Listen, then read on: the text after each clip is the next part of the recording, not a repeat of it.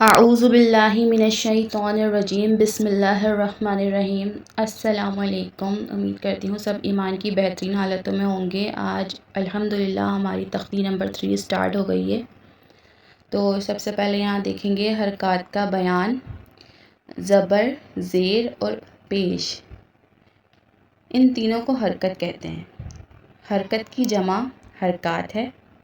تو جس حرف پر بھی حرکت ہو یعنی زبر، زیر، پیش ہو، الف سے لے کر یا تک حروف جو ہیں ان میں سے ہر ایک کو حرف کہتے ہیں۔ تو اگر کسی حرف کے اوپر حرکت ہو یعنی زبر، زیر، پیش ہو تو اس حرف کو متحرک کہتے ہیں۔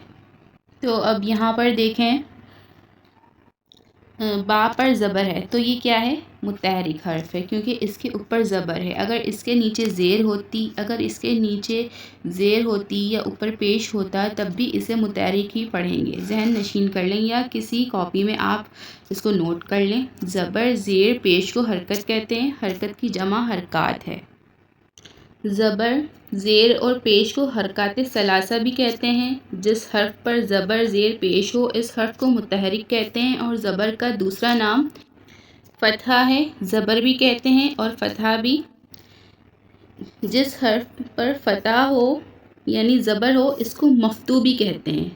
مفتوح بھی کہہ سکتے ہیں، متحرک بھی، اس میں کوئی مسئلہ نہیں۔ تو جو آپ چاہیں، جو آپ کا دل کرے، ان میں سے جو آپ کو آسان لگے آپ پڑھ سکتے ہیں۔ تو لیسن کا آغاز کرتے ہیں۔ تختی نمبر 3 حرکات۔ زبر کو پڑی حرکت کہتے ہیں کیونکہ یہ حرف کے اوپر پڑی ہوئی ہوتی ہے۔ تو آپ اسے پڑی حرکت، زبر یا فتح اور جو پیچھے بتائے ہیں وہ بھی کہہ سکتے ہیں۔ اس کے کافی سارے نام ہیں۔ اس کو پڑھتے وقت 3 باتوں کا خیال رکھنا ضروری ہے۔ کھینچ کر نہیں پڑھنا۔ کیسے؟ جیسے با زبر با، اس طرح نہیں پڑھنا ہے۔ دوسرا جھٹکا دے کر نہیں پڑھنا، جیسے با زبر با، ایسے نہیں پڑھنا ہے۔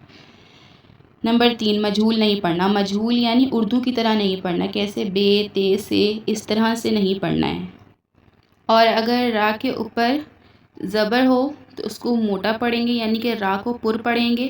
الف کے اوپر زبر ہو تو الف حمزہ بن جاتا ہے۔ تو یہ سب باتیں آپ لوگ لکھ لیں یا ذہن میں بٹھا لیں جس طرح سے آپ کو آسانی لگے۔ اب یہاں پر دیکھیں کہ میں پڑھنا سٹارٹ کر رہی ہوں۔ نہ میں اس کو لمبا پڑھوں گی، نہ میں اس کو کھینچ کر پڑھوں گی، اور نہ میں اس کو جھٹکا دے کر پڑھوں گی، اور نہ ہی مجہول جیسے کہ اردو میں پڑھا جاتا ہے۔ آغاز کرتے ہیں۔ با زبر با، تا زبر تا، ثا زبر سا، جیم زبر جا، ہا زبر ہا، خا زبر خا، دال زبر دا۔ تو آج کے لیے اتنا ہی کافی ہے۔ اس کی ادائیگی اسی طرح سے کیجیے گا، اور جو پیچھے بتایا ہے آپ کو وہ آپ سب لکھ لیجیے گا نا، تو اس طرح سے آپ کو جو ہے آسانی رہے گی یاد رکھنے میں۔ تو ملتے ہیں انشاءاللہ اگلے لیسن میں، جب تک کے لیے اللہ حافظ۔ اس کے بعد ہم دال سے آگے پڑھیں گے، اور پیچھے جو باتیں سمجھائی ہیں ان سب کو ذہن میں رکھیے گا، اور اپنی دعاؤں میں فلسطین کے مسلمانوں کو اور دنیا بھر کے مسلمانوں کو اپنی دعاؤں میں یاد رکھیے گا۔ پروردگار اسلام کا بول بالا فرمائے اور مسلمانوں کو فتح نصیب کرے، آمین۔